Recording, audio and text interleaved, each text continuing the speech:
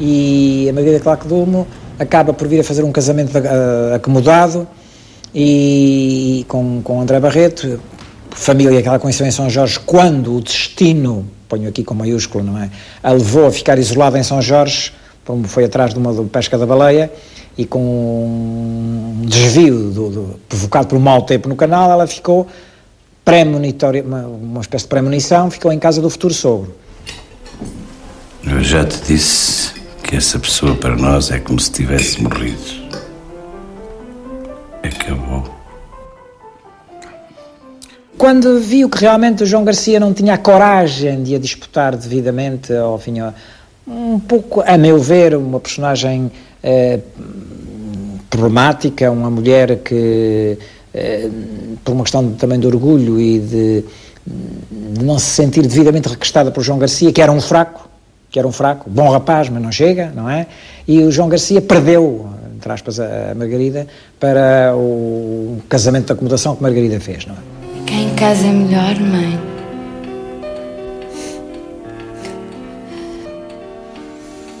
Tens razão. Eu também não gosto da maneira como o teu pai te trata.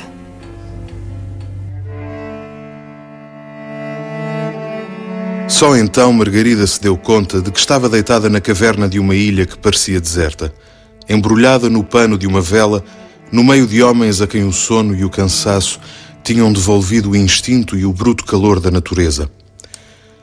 Passaram-lhe pela cabeça imagens de outros homens: o Álvaro de Betancourt, o Cerejo, aspirante do navio Escola Sagres, o Dr. António Lopes, que a levara quase pelo ar em pleno cotillon do Real Clube Faialense, enfim, João Garcia beijando-lhe a serpente do anel e André Barreto dizendo-lhe ao luar da Estrada da Caldeira: não gosto de a ver assim triste.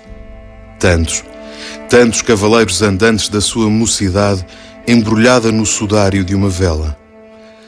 Mas, sentindo arfar docemente a barba do Tiamaro de Mirateca, cheia do hálito vivo que entrava do mar pela furna dentro, ganhou confiança e adormeceu.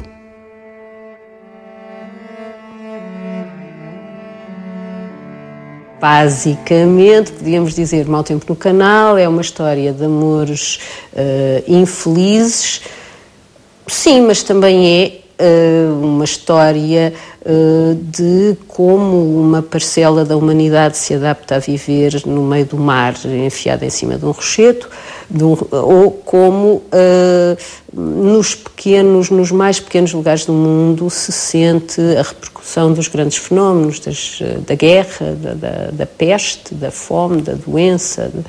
E, portanto, é uma narrativa de significação universal porque consegue ser infinitamente mais do que uma história de amor. O Nemésio era um criador, o Nemésio tinha uma enorme intuição, via coisas e depois conseguia, em frases. Para nós, a geografia voltando com uma história. Isso é um tratado, porque ele escreveu isso e disse isso numa altura em que havia uma visão determinista da geografia, que era, as culturas naquela altura eram tidas como resultado. As culturas são resultado da geografia. Eu penso que o termo açorianidade é da autoria do Vitorino Nemésio. Nemésio é um mestre e eu acho que influenciou muito a cultura açoriana, os escritores que vieram depois. É uma figura incontornável e foi um homem que pensou muito, que refletiu muito, curiosamente vivendo quase sempre fora dos Açores, viveu muitos anos em Coimbra, mas foi um homem que conseguiu uma reflexão muito profunda sobre esta vivência insular que nós temos, que sendo um território nacional tem características muito específicas. Ele dizia, por exemplo, uma coisa que eu acho que nos define de uma maneira genial, que é, para o açoriano, a geografia é tão importante como a história, não é? Porque nós dependemos aqui muito da geografia, dos elementos. Essa ideia do que é ser ilhéu no Atlântico português, afinal, é o quê? E o que é que o distingue dos outros ilhéus? O Vitorino Mésio tem um texto fantástico, e ele era muito novo nessa época, em que ele diz, de uma maneira simples, e eu não vou citar ipsis verbis, mas vou citar de memória, em que ele diz que, como povo, estamos soldados à terra de onde viemos, mas somos como as sereias, somos de carne e de pedra. Os nossos ossos mergulham no mar.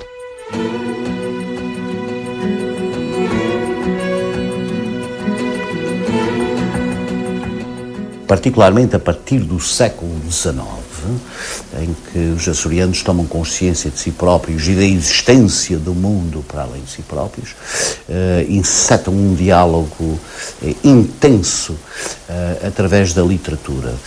Quando se fala hoje em cultura açoriana, hoje há uma ideia de que, enfim, a cultura açoriana tem artistas plásticos, tem grandes músicos, mas a cultura açoriana, a cultura erudita açoriana é fundamentalmente uma cultura literária, de comunicação com nós próprios e com os outros, esta necessidade de dizer aos outros, eu estou aqui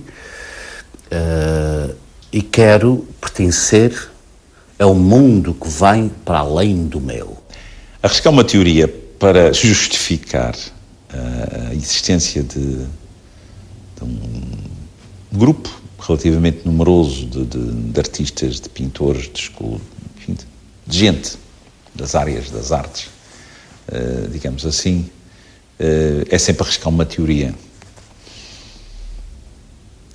O facto é que nós temos, por quilómetro quadrado e por total de população, uma percentagem muito maior. Para já, há uma coisa que eu gostaria de deixar claro. Os Açores não são tão pequenos assim. São 600 quilómetros de Santa Maria ao Corvo. É mais do que do Algarve ao Minho, só que é espalhado no mar. Mas a distância existe. E, portanto, quando a gente soma as ilhas e faz desaparecer o mar, faz desaparecer simultaneamente o que separa, mas o que agrega as diversas peças que fazem os Açores. E a distância existe quando a gente telefona, e existe quando a gente manda buscar um livro, e existe quando a gente precisa de uma reunião.